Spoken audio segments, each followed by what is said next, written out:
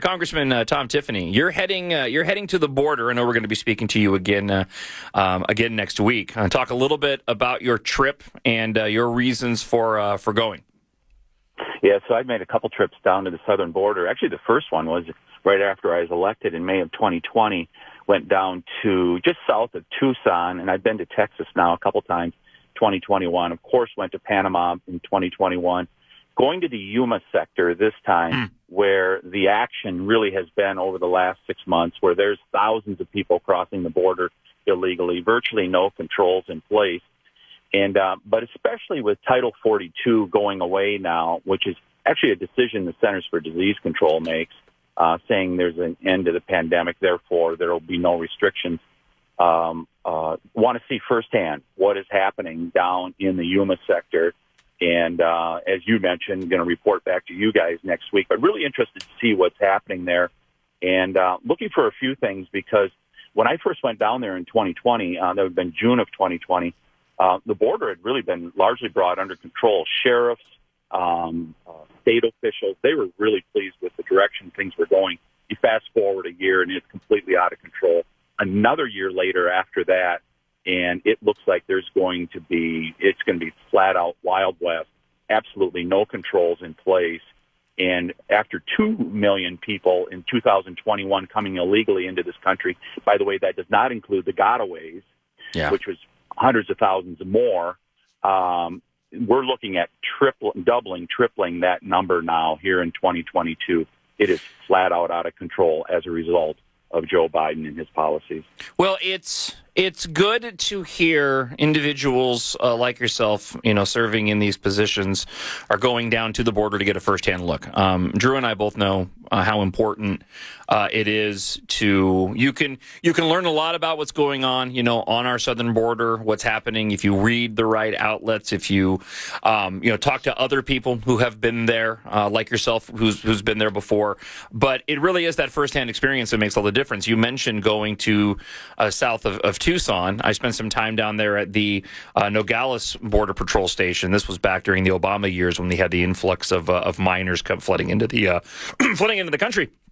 And it's a completely different experience actually seeing the facility itself, talking firsthand to the Border Patrol agents, finding out exactly why we have the policies that we do. And rarely do they match the narratives that are perpetuated by those that are trying to push their agenda, especially on the left when it comes to border issues. And I think the vast majority of the country doesn't really have a firm grasp on the negative ramifications of what's happening currently right now on our border. So it's good that you're going and you can share that information.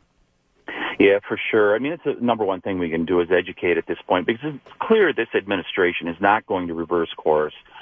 They believe in open borders, but there's a couple of things that I'm going to be looking for down there. One is an organization called IOM. Sometimes it goes by OIM. It's the International Organization for Migration.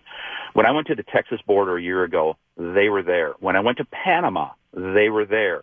When the Afghan evacuees came into Fort McCoy in Wisconsin, they were there. They're a United Nations outfit that processes these people, including giving them debit cards to be able to make the trip all the way from places like Panama and around the world here to the southern border. They are an open borders outfit that we help fund through the United Nations. And then I think they also get private money from Soros-funded groups and others like that. But their sole goal is to breach our borders. They believe in open borders. And that's one of the groups I'm going to look for to see if they're there. And as we get to policy making, hopefully after this upcoming election, and we take control of, for example, the Judiciary Committee, we need to hold groups like that accountable, and we need to stop them from from basically breaching our borders, because that's exactly what they're doing. They're finding every way possible to be able to get people in our country, and the Biden administration is complicit in this. I mean, it is the largest human trafficking organization ever set up in the history of the world. What is going on right now, it is unprecedented what is happening. And I'd highlight just one other thing that people should be aware of that's an outgrowth of this. We have now, last year we saw 100,000 drug overdose deaths in America. First time ever that has happened. partly pandemic related, but it's also due to what's happening at the southern border because the fentanyl it's incredible what's coming into this country. And one of my colleagues on Judiciary put it really well. These are not overdoses anymore. This is poisoning. This is what China and Mexico is running to our border. The drug lords send it into our country. The Biden administration will not stop it. We are literally poisoning a generation of young people, 18 to 45 years of age here in America, and it is dreadful what is happening. And it's one of the products of what's going on down in the southern border.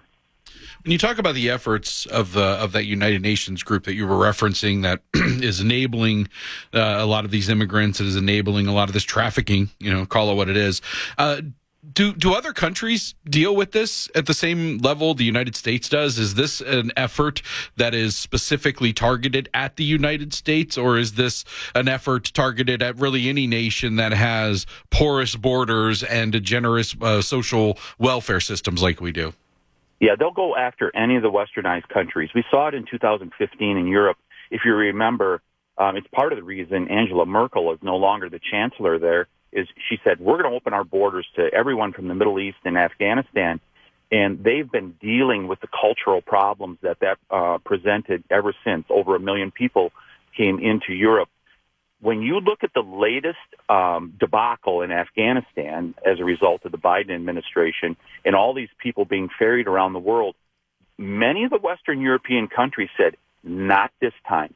We cannot assimilate these people. And so they will go after any of the westernized countries. And I believe it's deliberate. I believe organizations like IOM are doing that. I would point out a couple other organizations that people who are faith-based really should be looking at. For example, Lutheran Social Services, Catholic Charities. I understand they're trying to do right for people in the world, but like when people came out of Afghanistan, they were not fully vetted for terror backgrounds, and yet these faith-based groups are resettling them into our neighborhoods around America. And they should really be looking much more diligently at the vetting process that happens here before settling people that may have terror backgrounds. And that is what the Border Patrol will tell you. We don't know who's coming into our country at this point. Right. Well, Congressman Tom Tiffany, thank you for the time. Good luck in your travels, safe travels. And we'll be speaking with you again on a Wednesday next week to get an update